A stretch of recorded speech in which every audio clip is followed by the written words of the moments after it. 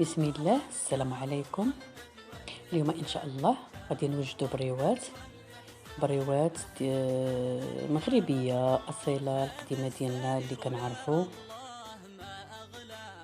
ان شاء الله غادي نحتاجوا كيلو ديال اللوز، قشرناه يعني درناه في الماء طايب، سلقناه وقشرناه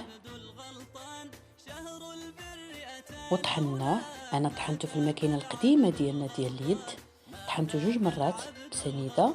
كل مره كنديروا شويه سنيده باش كيدوز لنا، لان الا ما درناش سنيده معاه في الماكينه طحناه غادي يهبط لنا غير الزيت ديالو. اما الا درنا معاه سنيده كيهبط اللوز كيهبط مطحون مزيان. وكنعاودوه 2 مرات، كنطحنوه 2 مرات في الماكينه وكنخليوه. وكنزيدوا معاه، انا درت هنا كيلو و200 غرام، 200 غرام حتى هي مقشره، وقليتها وطحنتها مزيان وخلطتها مع هذا الكيلو ديال اللوز. دابا ان شاء الله غادي نديرو فيها واحد انا غادي نحتاجو صفر بيضه وجوج معالق كبار الزبده وشويه ديال المسكه حره ومعلقه ديال سنيده، لان ما تنساوش غادي اللوز رحنا طحناه بجوج معالق سنيده فقط. كل مره كنديروا شويه شويه، داك الكيلو كامل طحناه بجوج معالق سنيده كبارين فقط. قلنا كنحتاجوا 2 معالق كبار ديال الزبده، شويه مسكه حره، معلقه ديال القرفه، واحد الصفر بيضه.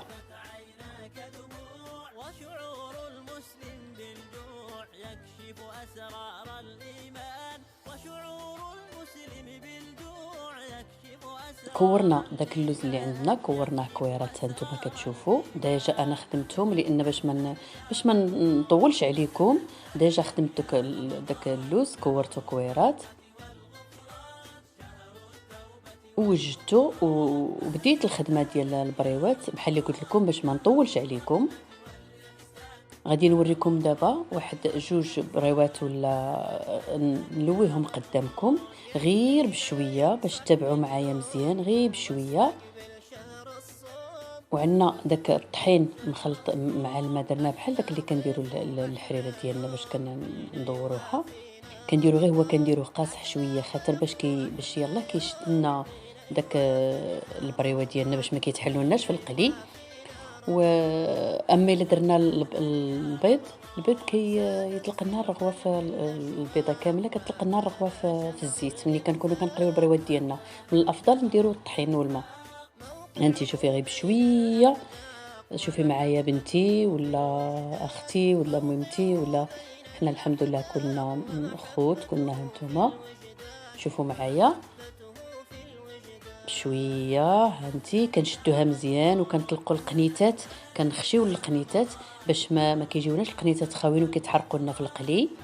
هانتوما انا كنديرها بشويه معكم باش تشوفوا هانتوما.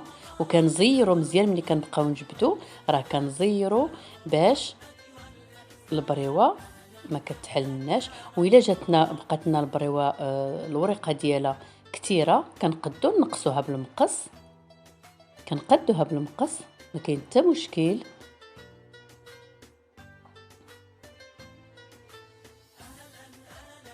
وكنزديوها بالطحين بشويه. هانتوما كنخشيوها في داك الجويب، كنهزوه بيدينا باش كتطلع داك الورقه، وكنخشيوه بشويه ونضغطوا عليه باش البريوه ديالنا كتبقى مزيانه. انا ما بغيتش نطول عليكم، انا وريتكم هي داك البريوه باش تشوفوا معايا الطريقه.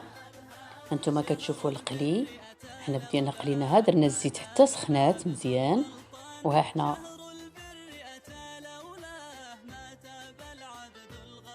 نتوما كتشوفوا راه كنقليو على عافيه مهيله باش البريوات كيطيبوا لنا حتى من داخل، لان الا جهدنا العافيه راه كيبقاو اللوز كيبقى من الداخل خضر، وكيبقى لوغو ديالو كتجي بحال اللي كتاكليه اللوز خضر وصافي في الورقه.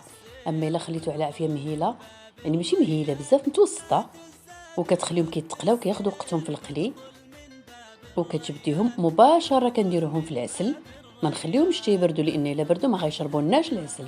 كنديروهم مباشره في العسل وكنبقاو نضغطوا عليهم باش كيدخلوا لنا في العسل وكيشربوا العسل. قد ما بقاو في العسل الا وكيشربوا العسل كتدخل العسل عندهم من الورقه لداخل.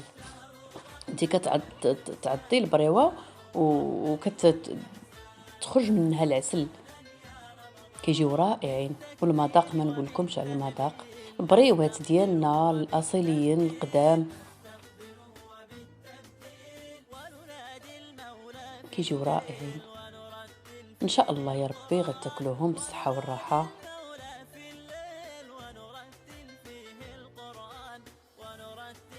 انا متاكده الا جربتوهم. المقادير بساط. اللي ما قدرش مثلا الحمد لله، اللي ما قدرش على كيلو ديال اللوز و200 يقدر يدير نص كيلو، يقدر يدير. وعينكم ميزانكم. نتوما كنحيدوهم كنديروا عليهم كنرشوهم بجلجلان. اللي بغى يرش عليهم اللوز مهرمش، اللي بغى يرش عليهم كاوكاو مهرمش. انا دايرهم باللوز، درتهم رشيت عليهم جلجلان. تاكلهم ان شاء الله بالصحه والراحه، ورمضان مبارك. دخل عليكم بالصحيحه والهنا ان شاء الله.